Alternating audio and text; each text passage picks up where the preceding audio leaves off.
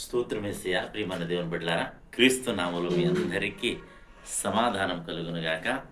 ఆమేన్. ప్రతిదినము దేవుని వాగ్దానం అని ఆత్మీయ చక్కటి కార్యక్రమంలో మిమ్మల్ని ప్రేమపూర్వకంగా ఆహ్వానిస్తున్న దేవుని బిడ్డలారా, ఎలా ఉన్నారు? బాగున్నారా? ఉదయాన్నే లేచారా? ప్రార్థన చేసుకున్నారా?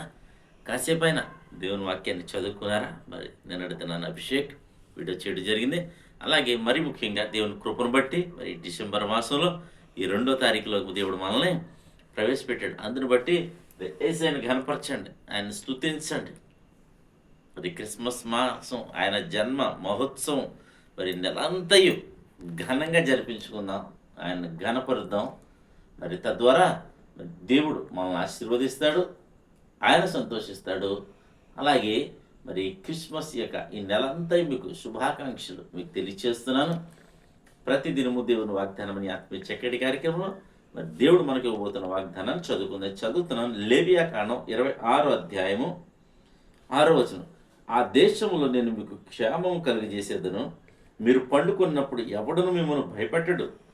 ఆ దేశంలో దుష్ట మృగములు లేకుండా చేసేదను, మీ దేశంలోనికి ఖడ్గము రాదు. దేవునికి స్తోత్రం. ఇక్కడ చక్కటి వాగ్దానం. ఇక్కడ ఆ దేశంలో అనగంటే నీవు నివసించబోయే దేశంలో అనట నీకు క్షేమం కలుగజేస్తాడు. దేవునికి స్తోత్రం. హల్లెలూయా. మరి ఇది మర్మం, దేవుని యొక్క మర్మం ఈ వాగ్దానంలో దాగి ఉంది. ఏమనంటే ఆ దేశం అనగా మరి రేపు నీవు స్వతంత్రించుకోబోచున్న రాజ్యం కోసం ప్రభు మాట్లాడుతున్నాడు. ఏమనంటే మరి ఇది పాలు తేనెలు ప్రవహించే దేశం అయి ఉండొచ్చు.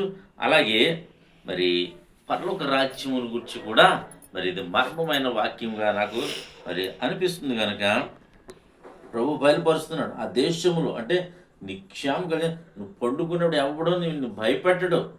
అక్కడ ఇంకేమంటాడంటే దుష్ట మృగములు అక్కడ ఉండవు. ఆ దేశంలోని ఖడ్గం రాదు, అంటే మరణము రాదు.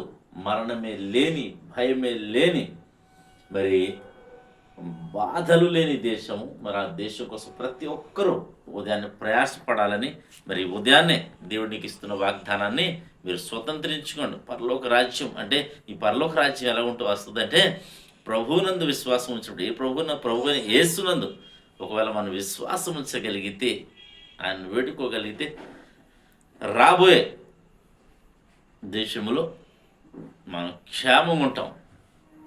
ఆ క్షేమం కోసం మరి ప్రతి ఒక్కరూ ప్రయాసపడాలని మీకు తెలియచేస్తూ, ఇది బాధలు, శోధనలు, ఇబ్బందులు ఏమున్నా సరే నువ్వు ఎక్కడ నివసిస్తున్నావు ప్రతి చోట ఆయన నీకు క్షేమాన్ని అనుగ్రహించబోతున్నానని వాగ్దానం చేస్తున్నాను. కనుక ఈ వాగ్దానాన్ని సొంతం చేసుకోండి, విశ్వాసం ఉంచి ప్రార్థన చేసుకోండి. దేవుడి మాటలు దీవించండి కాక. ఆమె ప్రార్థన. స్తోత్రము తండ్రి, వందనాలు యేసయ్యా. ప్రతిదినము దేవుని వాగ్దానం ఆత్మీయ చక్కటి కార్యక్రమంలో తండ్రి విరిస్తున్న వాగ్దానం బట్టి స్తోత్ర. ఎంతమంది యూట్యూబ్ ద్వారా, ఈ షేర్ చాట్ ద్వారా, ఫేస్బుక్ ద్వారా రోడ్డు మార్గం వెళ్తూ చదువుతున్నారు. వారందరి జీవితాల్లో ప్రతి ఒక్కరికి క్షేమాన్ని, సమాధానాన్ని సంవత్సరం అంతయు నీ కాపుదలంచడం ప్రార్థిస్తున్నాను. నూతన నెలనిచ్చో డిసెంబర్ మాసం ప్రభా ప్రతి ఒక్కరికి నీ కాపుదల, నీ ఆశీర్వాదం దయచేయమని ప్రార్థిస్తున్నాం.